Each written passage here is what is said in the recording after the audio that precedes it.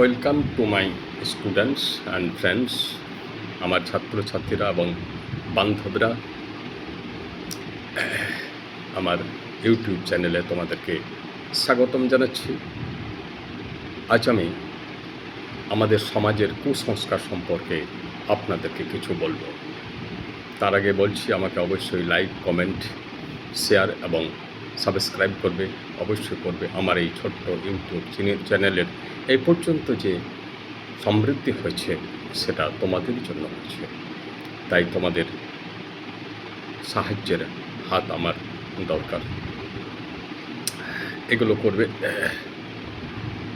আমি এখন ধর্মের গতি নিয়ে আলোচনা করছি। ধর্ম কী জিনিস? ধর্ম আর কুসংস্কার সম্পূর্ণ দুটো আলাদা জিনিস, বিপরীত ধর্মী জিনিস। যে পথে ধর্ম যায় সে পথে কুসংস্কার যায় না। এ দুটো হলো আলো এবং অন্ধকারের মতো। যেমন আলো এলে অন্ধকার মারা যায়, আলো এবং অন্ধকারের মধ্যে কোএক্সিস্টেন্স, সহাবস্থান হয় না, কারণ এরা বিপরীত ধর্মী জিনিস। যখনই আলো আসবে অন্ধকার সরে যাবে। তো আমাদের মানব জীবনের একমাত্র কর্তব্য হচ্ছে জীবনের যে অন্ধকার, সে অন্ধকার থেকে মুক্ত করা নিজেকে। প্রত্যেকটা মানুষেরই এই সম্ভাবনা আছে, আমরা আলোকময় হয়ে যেতে পারি, অন্ধকার নাশ করে দিতে পারি। একে এনলাইটমেন্ট বলা হয়। যারা জ্ঞান অর্জন করেছেন তারা এনলাইটেড, সিদ্ধি লাভ করেছেন। বুদ্ধদেব সিদ্ধি লাভ করেছিলেন। বুদ্ধদেব যখন সিদ্ধি লাভ করলেন তখন তার কি হলো? তার সামনে কোনো 33 কোটি দেবতা তার সামনে চলে এলো, ভগবান তার সামনে চলে এলো, এরকম কোনো ব্যাপার নয়। তিনি তার ভুল বিশ্বাসগুলিকে ধরে ফেললেন। তিনি দেখতে পেলেন যে প্রত্যেকটা মানুষ বহু ভুল বিশ্বাস ছোট থেকে পোষণ করে থাকে। সমাজ তাদের সামনে তাদের মাথায় সেই ভুল বিশ্বাস ঢুকিয়ে দেয়। যারা বলে অনেক কিছু ছুতে নাই, কিন্তু টাকা ছুলে দোষ নাই, তাদের জন্যে রামমোহন, বিদ্যাসাগর, রবীন্দ্রনাথ, বিবেকানন্দ, বুদ্ধদেব, আচার্য শঙ্কর, বঙ্কিমচন্দ্র, শরৎচন্দ্র, বিবেকানন্দ, শ্রীরামকৃষ্ণদেব, জেসাস খ্রাইস্ট, মোহাম্মদ, এমনি কত মহাপুরুষ এলেন গেলেন, সে খবর আমাদের পক্ষে রাখা সম্ভব হয় না। কত যে ভালো মানুষ এই ধর্মের নামে কুসংস্কারকে দূর করার প্রচেষ্টা চালিয়েছেন। আছেন নিগমানন্দ, আছেন স্বামী প্রণবানন্দ, আছেন মা আনন্দময়ী, মা শারদাময়ী, এমনি কত আছেন। দেখুন, মানুষ বলে যে এটা ছুতে নাই, ওটা ছুতে নাই, কিন্তু টাকা ছুতে আছে। তাহলে এটা কি ভণ্ডামি নয়? এটা কখনো ধর্ম হয়? এই বিশ্বে ছোঁয়াছুঁয়ির কোনো ব্যাপার নাই। বিবেকানন্দ এটাকে বলেছিলেন, আমাদের ধর্ম হচ্ছে ডোন্ট টাচিজম, অর্থাৎ ছোঁয়াছুঁয়ির ধর্ম।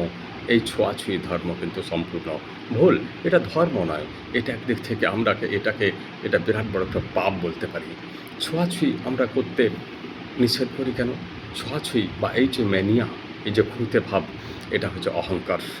যে খুঁতে, সে মনে করে যে পৃথিবীর সমস্ত কিছুই ভুল, একমাত্র সে নিজেই ঠিক। সমস্ত কিছুই অপবিত্র, একমাত্র নিজেই পবিত্র। অর্থাৎ ব্যক্তির অহংকারের বহিঃপ্রকাশ এটা। It is the manifestation of ego of the person. যার ইগো নাই তার মধ্যে কোনো ওই ছোঁয়াছুঁয়ের ব্যাপার থাকবে না। আমি বড়, এ ছোট, এটা তো ইগো থেকে আসে। কিন্তু যার ইগো চলে গেছে, যে মেডিটেশন করেছে, যে যোগ করেছে, যোগ মানে দেহটাকে দোমড়ানো, মোচড়ানো, ব্যায়াম আমরা বলি, এরকম নয়। এগুলো প্রাথমিক স্টেজে ঠিক আছে। যোগ মানে বিশ্ব প্রকৃতির, বিশ্ব ব্রহ্মাণ্ডের ঈশ্বরের সাথে নিজের পূর্ণ যোগ তৈরি করা। অর্থাৎ কোনো কিছু থেকে আমি বিযুক্ত হই নাই। আমার জীবনে সমস্ত কিছু এক হয়ে গেছে। আমি এক আছি। আমার মধ্যে সবাই আছে, আবার সবারই মধ্যে আমি আছি। বিবেকানন্দ বলেছেন, তুমি এবং তোমার পাশের লোকটা এক। বাস্তবিকই এক। আমাদের মনে হয় যেন ও আলাদা, কারণ আমাদের জ্ঞান নাই। যত আপনি অজ্ঞানে ভুগবেন, ততই আপনি বিচ্ছিন্নতায় ভুগবেন। এই জাতি ছোট, ওই জাতি বড়, এই ভাষা বড়, এই ভাষা ছোট, এই মানুষ বড়, এই মানুষ ছোট, এগুলো আসছে সব লাইটের অভাবে। লাইট নাই, আলো নাই। যেমন রাত্রে আমাদের হাঁটতে অসুবিধা হয়, পথের মধ্যে কি আছে পড়ে থাকতে আমরা বুঝতে পারি না, কারণ আমাদের সামনে লাইট নাই। তাই আমাদের পদে পদে স্খলনের সম্ভাবনা আছে। এই লাইটের কথা বলেছেন বুদ্ধদেব, বলেছেন জিসাস ক্রাইস্ট, রবীন্দ্রনাথ, বিবেকানন্দ, সবাই এনলাইটেড ছিলেন এবং আমাদেরকে এনলাইটেড হওয়ার জন্যে তারা প্রচুর চেষ্টা করে গেছেন। মহিলাদেরকে দগ্ধ করা হতো স্বামী মরে যাওয়ার পর, রামমোহন সেটাকে বন্ধ করলেন। মেয়েদেরকে স্কুলে পাঠানো হতো না, বিদ্যাসাগর সেটাকে বন্ধ করলেন। বিধবাদের বিবাহ হতো না, বিদ্যাসাগর সেটা বন্ধ করলেন। এমনি আরও কত সামাজিক কুপ্রথা, কুসংস্কার, ভুল বিশ্বাস, এগুলো যে মহাপুরুষরা কতভাবে বন্ধ করার চেষ্টা করেছেন, সে হিসাব আমরা ইতিহাস থেকেও পাই না। কারণ বর্তমানেও প্রচুর এই রকম ধরনের কুসংস্কার আমাদের সমাজে বিরাজ করছে, কারণ মানুষের মধ্যে জ্ঞানের আলো নাই। জ্ঞান ছাড়া এই জগৎ ব্যর্থ। এক দার্শনিক বলেছিলেন যে তুমি যদি জ্ঞানী না হতে পারো তাহলে তোমার জন্মগ্রহণ করার দরকারই ছিল না, কারণ মানব জীবনের একমাত্র উদ্দেশ্য হচ্ছে জ্ঞান অর্জন। তাছাড়া মানুষ পশুর মতো জীবনযাপন করবে, আর তার ফলে দেশে দেখা দেবে দুর্নীতি, উৎকোচ গ্রহণ, মারামারি, সম্পদ লুট, মিথ্যাচার, এইসব নানা ধরনের ব্যভিচার, অবিচার, অনাচার সমাজে আজও চলছে, কারণ সেই যথার্থ জ্ঞান আমাদের নাই। আমরা পাস করা বিদ্যায় আছি। আমরা পাস করাকে আমরা শিক্ষা মনে করছি, জ্ঞান মনে করছি। সুভাষচন্দ্র বলেছিলেন, বই পড়া বিদ্যাকে আমি ঘৃণা করি, এবং ইউনিভার্সিটির যে ডিগ্রি মানুষকে কেবল চাকরি করতে শেখায়, সেই ইউনিভার্সিটির সেই ডিগ্রিকে আমি সর্বান্তকরণে ঘৃণা করি। এরকম শিক্ষাই অর্জন করেছিলেন বিবেকানন্দ। এমনিতে বিবেকানন্দ ছিলেন একজন সাধারণ একটা গ্র্যাজুয়েট, কিন্তু তার জ্ঞানের সীমা ছিল অসীম, জ্ঞান ছিল অসীম। আমরা ইংরাজি শিখি একটা চাকরি পাওয়ার জন্যে, দরখাস্ত লেখার জন্যে, কিন্তু বিবেকানন্দ ইংরাজি শিখেছিলেন বিশ্ব মানবতার সমৃদ্ধির জন্য। তিনি আমেরিকার শিকাগো শহরে যে সমৃদ্ধ বক্তব্য দিয়েছিলেন, তাতে হিন্দু ধর্মকে এবং মানবতাকে তিনি অনেক হাইলাইট করেছেন এবং প্রতিষ্ঠিত করেছেন বিশ্ব সমাজে। এই কারণে বিবেকানন্দ আজও আমাদের অন্তরে টিকে আছেন, রবীন্দ্রনাথ টিকে আছেন, বুদ্ধদেব টিকে আছেন, আরও মনীষী আমাদের অন্তরে টিকে আছেন। গ্যালিলিও বললেন সূর্য ঘুরে নাই, পৃথিবী ঘুরছে। এর ফলে কী হলো, গ্যালিলিওকে সারা জীবনের জন্য জেলে ভরে দেওয়া হলো, কারণ গ্যালিলিও জ্ঞান চোখে দেখলেন।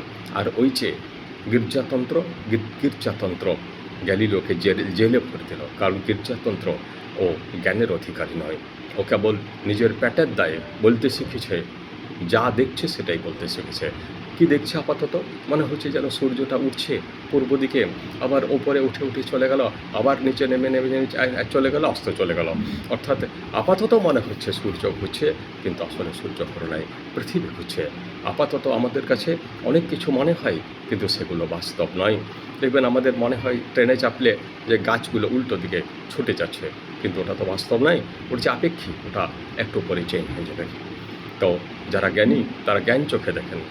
এখানে হয়েছে জ্ঞানী এবং অজ্ঞানীর দৃষ্টিকোণের ভেদ।